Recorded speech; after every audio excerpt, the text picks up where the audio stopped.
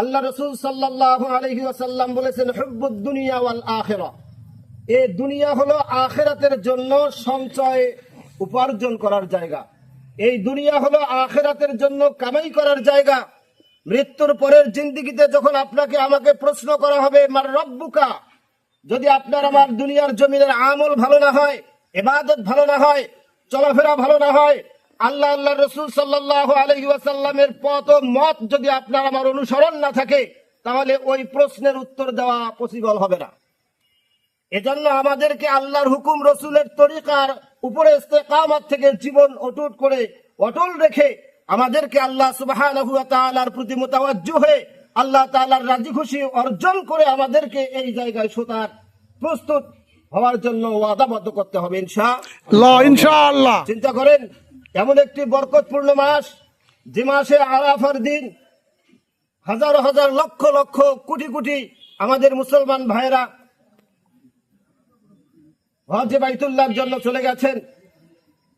এই আগামী কাল বা পরশু দিন তারা ওখানে আল্লাহ সুবহানাহু ওয়া তাআলা রাজি খুশির জন্য কোরবানি করবেন। ওই দিনে যদি আমরা একটি রোজা রাখি, আল্লাহ সুবহানাহু ওয়া তাআলা বিগত 1 বছরের গুনাহ মাফ করে দেবেন, আগামী 1 বছরের গুনাহ আল্লাহ তাআলা মাফ করে দেবেন। সুবহানাল্লাহ, সুবহানাল্লাহ। ইনশাআল্লাহ, আলহামদুলিল্লাহ, ইনশাআল্লাহ, আলহামদুলিল্লাহ। আমরা সকলে রোজা রাখবার চেষ্টা করব ইনশাআল্লাহ। আল্লাহ তাআলা আমাদের সকলকে আমলের জন্য কবুল করেন। আল্লাহুম্মা আমিন। আসসালামু আলাইকুম। আমি সম্পর্কে শালক হচ্ছি।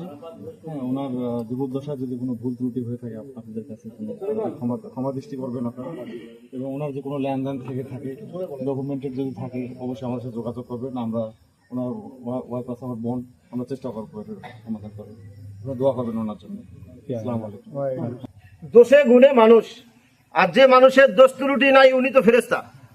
তাই এই জন্য মরহুম ওনার পক্ষ থেকে, মরহুমের পক্ষ থেকে, ওনার স্ত্রীর ভাই সকলের কাছ থেকে ওনার চলাফেরা উঠা বসার জন্য কোনো ত্রুটি বিচ্যুতি হয়ে থাকে, আল্লাহর ওয়াস্তে আমরা ক্ষমা করে দেই ইনশাআল্লাহ।